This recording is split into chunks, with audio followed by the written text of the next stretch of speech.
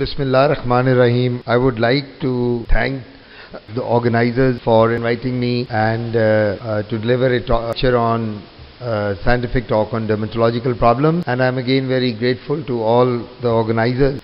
This is something which we all know. Eczema in Urdu is known as chambal, and this is a problem which is very prevalent not only in Pakistan but especially in this part of the world. Well, eczema is derived from a Greek word meaning boil over, which aptly describes microscopic blister. The term dermatitis implies inflammation of skin and relates to underlying pathophysiology.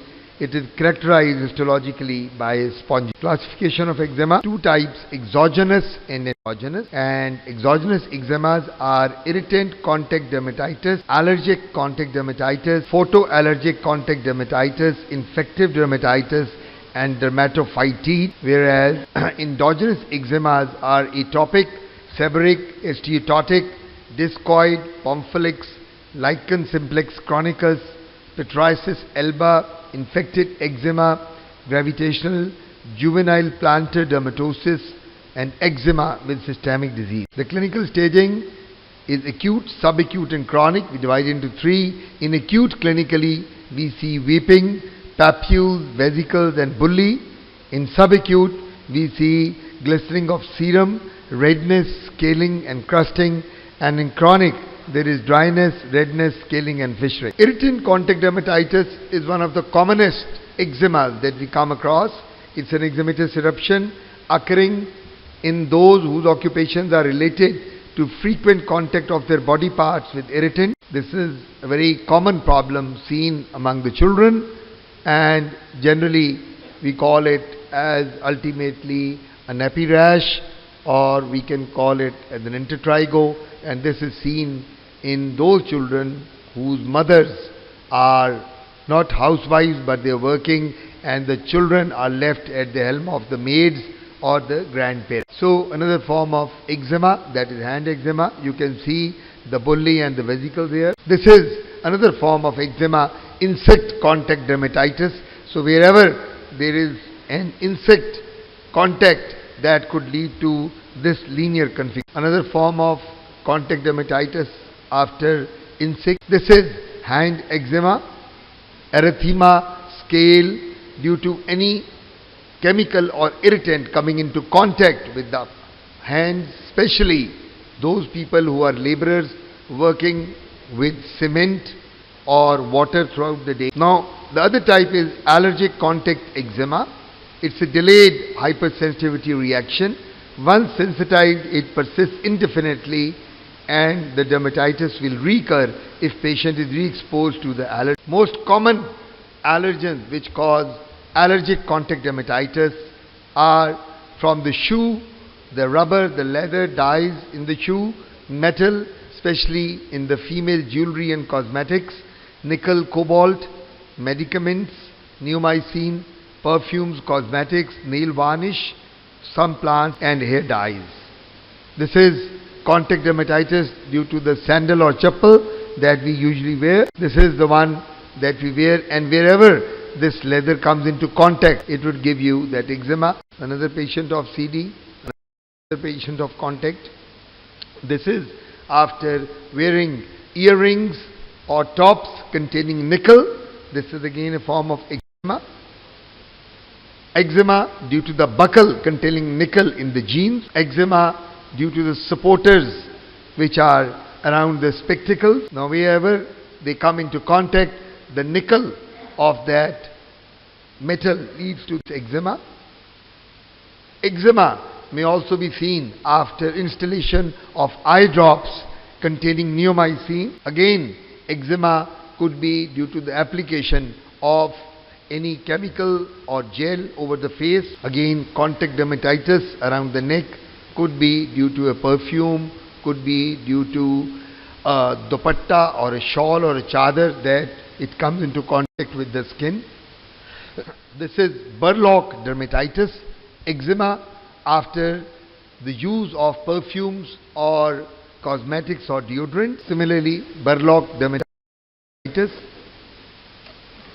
Acute contact eczema on the leg. This is again It could be seen in the laborers as well. Then this is eczema on the hands, and this could be seen after wearing of rubber gloves. Now we come to photoallergic contact dermatitis. It is a delayed hypersensitivity, cell-mediated immunological response to combination of an allergen and ultraviolet light. So this is a typical example of it.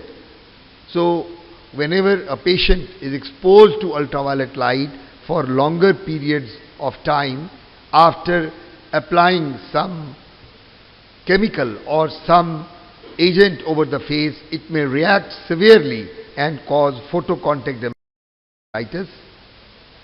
Another patient of photocontact dermatitis.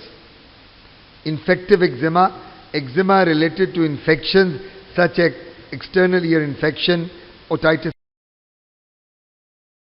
externa. This is the eczema in the ear. Now, what is the dermatophyte? Hypersensitivity reaction due to a primary infective focus present elsewhere, example fungus and bacteria. Here you can see these vesicular lesions looking like pamphylix. Then exfoliative dermatitis is a widespread, more than 90% area when involved, which is inflammatory response involving skin with erythema and scaling. And this could be the whole body, as I have told you, more than 90%. You can see erythema, scaling and exfoliation. In this patient as well, you can see exfoliative dermatitis. Now, the dorsal aspect of the hands are involved. Then the rest of the body, the flexures are involved. The back of the trunk is involved in exfoliative dermatitis. And very common atopic eczema. This problem is a problem encountered by family physicians, general physicians, specialists, and all over, because this is one of the commonest problems that we come across, especially as a dermatologist. It's chronic but eventually self-limiting pruritic inflammatory disorder, mainly of childhood, with relapses and remissions in genetically determined individuals, especially having history of asthma, rhinitis, hay fever in families. You can see dryness over the scalp, lichenification, and ultimately xerosis and exfoliation as well. These eczematized lesions all over the front of the chest. This is the typical picture of atopic eczema. You can see the lichenification, and ultimately you can see the dryness that the child has. On the scalp, it may mimic like seborrhea, but seborrhea starts at birth, whereas atopic eczema may take 3 to 6 months after birth. Flexures in adults are involved. Cubital and popliteal fossae are seen here, like you see the lichenification. Xerosis around the neck. Then seborrheic eczema. We all know seborrhea is a common problem. Now, this is very typical of seborrhea at birth. Excuse me. Genetically determined disorder, and here you can see that ultimately this type of seborrhea is present at birth. The scales, they get dried up all over. You can see the thick scales over the scalp, and a child is born with a cradle cap. That is also a severe form of seborrhea. Here you can see the crust and scales that are mimicking a cradle cap. Then seboatopic eczema is a common problem. Seborrhea and atopic eczema. Here you can see again seborrheic dermatitis. Seborrheic dermatitis in an adult on the chest, around the umbilical area, around the back in a pathelloid fashion, around the flexures, again on the chest, then at the back. This is again seborrhea. This is a very common sight around the ali nasi. Here the sebum, when dries up, it forms scales which are very. Then we come to steatotic eczema, dry superficially, fissured skin, often seen in elderly. This is the close-up of that picture. Another patient of steatotic eczema. Another picture. These are the various pictures. Then discoid eczema. It is coin-shaped eczema that may be an extension of atopic eczema, particularly on the limbs. Like a coin or a disc, you can see it may at times confuse with tinea corporis and leprosy and psoriasis. Here it is, psoriasis. It may look like psoriasis as well, thick crusted silvery scales.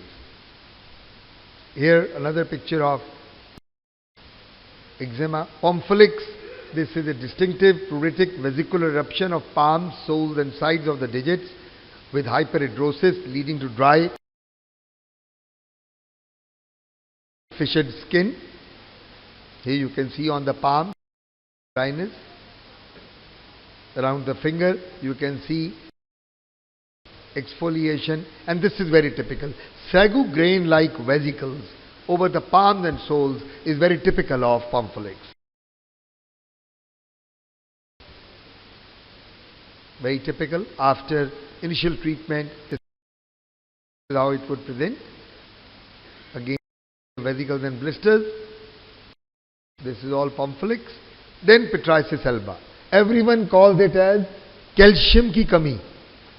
जितने बच्चे आपके पास आते हैं, माएँ लाती हैं, हम सब कहते हैं जी, वो कहते हैं डॉक्टर ने कहा मेरे बच्चे को कैल्शियम की कमी हो गई है. ये इसके स्पॉट्स हैं. ये कोई ऐसी चीज नहीं है कैल्शियम. ये पिट्राइसिस एल्बा है. Usually seen in children, face or other body parts characterized by white patches. ये आप जो पैच देख रहे हैं, this is not deficiency of calcium, it is pityriasis alba. ये भी वो पैचेस एडल्ट्स में भी आ जाता है. Infected eczema, secondary infection on existing eczema. ये देख लें आप, all eczema. These are the various photos of. Then lichen simplex, dryness of the skin, lichenified lichen simplex around the eyes.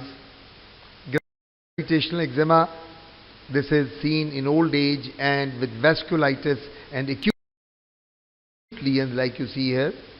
Juvenile plantar dermatosis, not a very common problem, but we still see around the soles. You can see that after hyperhidrosis an eczema may erupt. Here you see. Coming to the management, finally, general treatment, remove the causative agents, rest, reassurance and sedation. Identify potential trigger factors, skin infection, contact allergens, irritants, food allergens with emollients, topical steroids. Choose the correct, only 2 more slides. Choose the correct steroid for the site and activity of disease. Oral steroids short course in selected cases of acute eczema. Just 2 more slides. Thank you. Antihistamines for itching, long-acting, short-acting, chlorpheniramine, clemastine, cyproheptadine, hydroxine. You know all these groups. Specific treatment, antibiotics for infection, topical, oral, phototherapy, medicated bandages, and then stepped care treatment, clear, mild, moderate and severe. This is how we start the treatment. Thank you very much, ladies and gentlemen, for your attention.